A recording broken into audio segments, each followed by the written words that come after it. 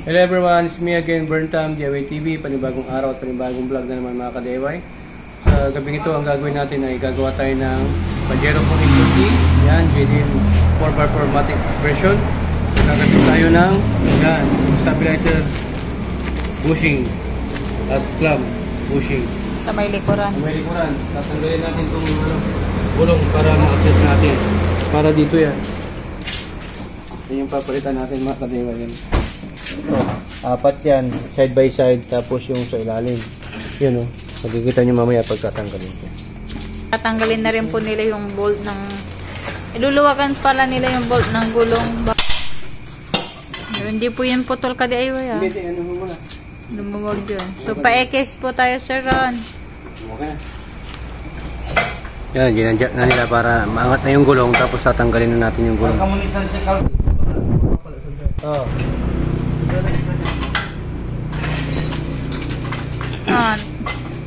Tatanggalin po natin yung isang rubber. So, may isang tornilyo po.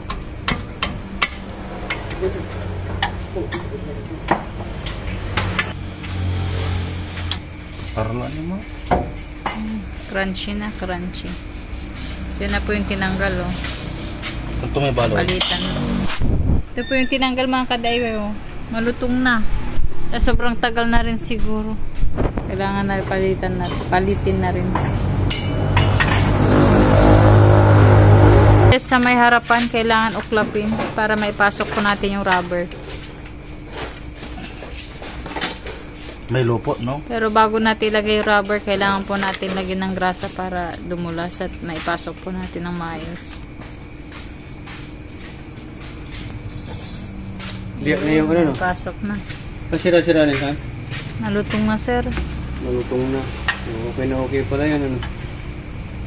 Sakto boss, original yan eh. Ng Mitsubishi. Nalutong na, grabe brittle, no? Kaya pala umaalog-alog na. Pagka magpapakasyon na tayo sa sintrom, sumasayaw na. So, ito yung cause. Gumagano-gano. Balik natin ang grinder. Ayan, malapit na pong mahigpitan. Kailangan pala mahigpit na mahigpit. So, ganyan lang po yung ano, pagpapalit. May script pa? So, ayan, next po natin yung sa may stabilizer. So, kailangan po nating palitan po yung mga rubber po nila. So, bali, 4 pieces po yan. Tsaka 4 pieces din po sa kabila. So, ito po ipapalit po natin na rubber. So, yan po, natanggal na po nila yung tornilyo ng, ano yan, stabilizer. So, papalitan na po natin ng rubber. Ito po, bossing.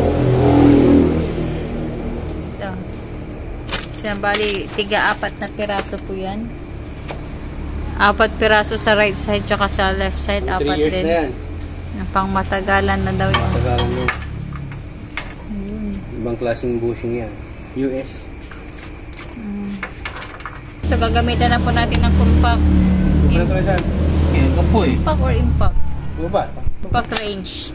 Para mas mabilis po yung trabaho. Ayun. Discussion na rin natin kasi kung hindi Makalikubal.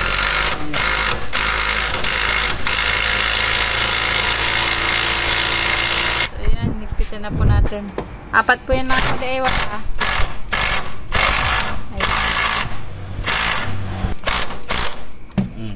Yes. Kabila ulit. Ayan, natanggal na po. So, ayan, dito naman na side sa right side yung tatanggalin natin yung bushing, clamp bushing ng stabilizer sa likod.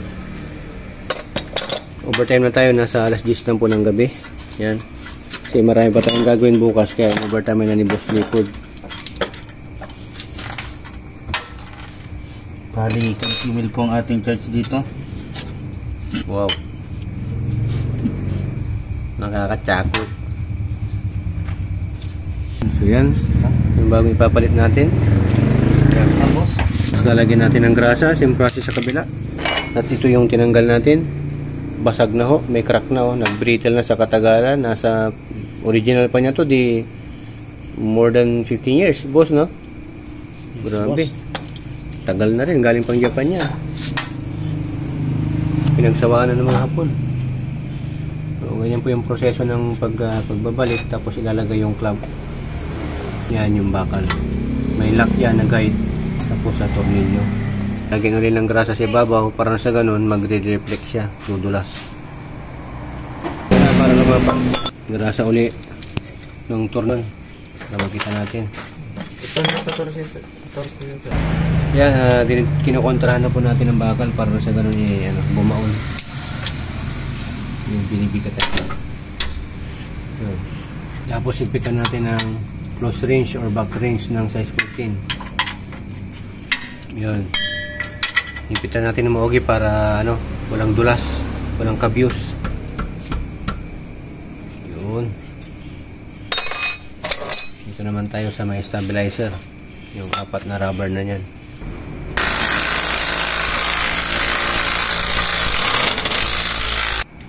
Ang tawag yan, bolt ng stabilizer bolt. Sana? Bolt stabilizer. May mabibiling ganyan. Assembly. Kasama na rubber. Yan, same process sa kabila. Kontra lang para ilapat, no? Saka isa sa ibabaw. Pipilitin natin na maipit para mailagay natin lahat. Hindi masyadong makapal. Bago. Kulang pa. Pipilitin na lang.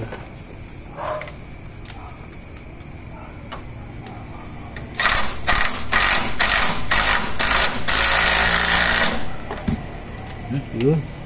Napakagaling naman. Swabe. So ayan mga ka-DIY, sundan nyo lang yung proseso ng pinagawa natin. Ingat lang po kayo sa pag-DIY dahil dito sa HPT, dalawa lang po meaning ng DIY.